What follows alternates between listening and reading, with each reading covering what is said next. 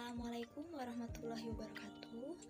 Perkenalkan, nama saya Puji Safitri dengan NIM 2020901094. Saya merupakan mahasiswi UIN Raden Fatah Palembang, Fakultas Psikologi, Program Studi Psikologi Islam dari kelas Psikologi Islam 3 angkatan 2020. Adapun tujuan saya membuat video ini adalah untuk memenuhi tugas mata kuliah Psikologi Pendidikan yang diampu oleh Bapak Dr. Muhammad Uyun MSI.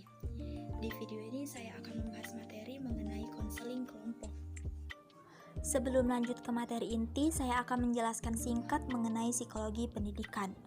Barlow 1985 mendefinisikan psikologi pendidikan sebagai sebuah pengetahuan berdasarkan riset psikologis yang menyediakan serangkaian sumber-sumber untuk membantu dalam pelaksanaan tugas seorang guru dalam proses belajar mengajar secara lebih efektif. Sedangkan menurut Muhyiddin Syah 2003, psikologi pendidikan adalah sebuah disiplin psikologi yang membahas masalah psikologis yang terjadi dalam dunia pendidikan. Jadi, psikologi pendidikan merupakan cabang ilmu psikologi yang mempengaruhi proses belajar mengajar dalam dunia pendidikan. Adapun tujuan psikologi pendidikan yaitu mengembangkan metode pembelajaran yang sesuai dengan kondisi peserta didik di sekolah, kemudian memahami berbagai perubahan perilaku peserta didik di sekolah, dan yang terakhir memaksimalkan pembelajaran sebagai upaya untuk mencapai tujuan pendidikan nasional. Selanjutnya masuk ke materi konseling kelompok.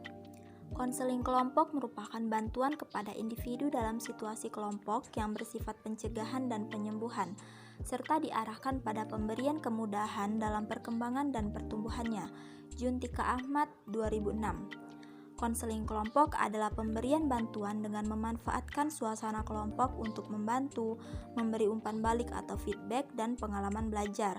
Latipun 2001. Jadi dapat disimpulkan bahwa konseling kelompok ini merupakan proses pemberian bantuan melalui wawancara konseling yang dilakukan oleh satu konselor dan beberapa individu atau klien yang tergabung dalam suatu kelompok yang membutuhkan bantuan agar terselesaikannya masalah yang dihadapi. Konseling kelompok ini dapat dilakukan paling sedikit 4 orang dan paling banyak 12 orang. Adapun tujuan konseling kelompok menurut Winkel dan Hastuti 2004 yaitu 1. Para anggota dapat memahami dirinya dengan baik. 2. Para anggota mengembangkan kemampuan berkomunikasi satu sama lain. Yang ketiga, para anggota memperoleh kemampuan mengatur serta mengarahkan hidupnya sendiri. Yang keempat, para anggota kelompok menjadi lebih peka terhadap kebutuhan orang lain dan juga mampu menghayati perasaan orang lain. Dan yang terakhir, para anggota dapat menetapkan suatu sasaran yang ingin mereka capai atau mereka tuju. Tentunya konseling kelompok ini memiliki kelebihan dalam pelaksanaannya. Menurut Latipun 2001, kelebihan konseling kelompok yaitu efisien dan ekonomis bagi konselor. Karena konselor dapat melakukan konseling kepada lebih dari satu klien dalam waktu yang bersamaan. Kedua, anggota mempunyai kesempatan berlatih tingkah laku yang baru. Dalam proses konseling, para anggota dapat mengekspresikan perasaan mereka serta dapat memunculkan tingkah laku yang baru. Yang ketiga, anggota dapat memahami perasaan dan perbedaan masalah pada dirinya dan juga orang lain. Dengan mengungkapkan perasaan satu sama lain, setiap individu dapat lebih memahami permasalahannya sendiri dan juga orang lain. Yang keempat, membentuk dukungan untuk masing-masing anggota kelompok. Setelah menjelaskan permasalahan satu sama lain, membuat para anggota memiliki rasa saling mendukung dan menguatkan satu sama lain. Dan yang terakhir itu mendapat kesempatan diterima dan menerima di dalam kelompok. Dalam konseling kelompok terdapat model-model dalam interaksinya. Model-model interaksi ini terdiri dari model kelompok bimbingan, model kelompok proses, dan model kelompok konseling. Model kelompok bimbingan. Bentuk konseling dari kelompok bimbingan ini dapat dilakukan dalam bentuk diskusi kelompok, ceramah, atau tanya jawab. Yang kedua, model kelompok proses. Jenis model ini lebih bersifat akrab interaksinya daripada kelompok bimbingan. Pengalaman yang didapat dari kelompok ini bertujuan untuk mengembangkan kelompok sebagai kesatuan fungsional. Dan yang terakhir itu model kelompok konseling.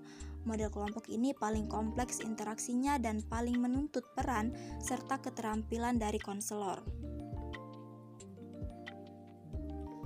Tahapan konseling kelompok. Terdapat beberapa tahapan yang harus dilakukan. Yang pertama yaitu tahap pembentukan, di mana pada tahap ini terdapat pengenalan dan pengungkapan tujuan, terbangunnya kebersamaan dan keaktifan pemimpin kelompok. Yang kedua yaitu tahap peralihan. Tahap ini meliputi suasana kegiatan, suasana ketidakseimbangan, dan merupakan jembatan antara tahap pembentukan dan tahap peralihan.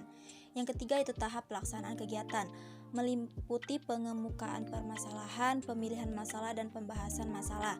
Dan yang terakhir tahap pengakhiran, meliputi pembahasan dan penjelajahan tentang kemampuan anggota kelompok untuk menetapkan apa yang telah mereka pelajari.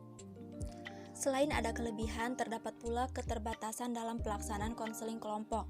Toto Santoso 1987 mengemukakan kelemahan dalam konseling kelompok sebagai berikut. Tidak semua masalah cocok atau sesuai untuk dipecahkan dalam konseling kelompok. Beberapa klien sulit untuk mempercayai sekelompok orang sehingga sulit membuka diri. Kemudian peran konselor dalam konseling kelompok jauh lebih rumit daripada konseling individual. Dan terakhir, perhatian konselor seringkali tertuju pada masalah kelompok sehingga masalah pribadi dari setiap anggota kelompok kurang mendapatkan perhatian.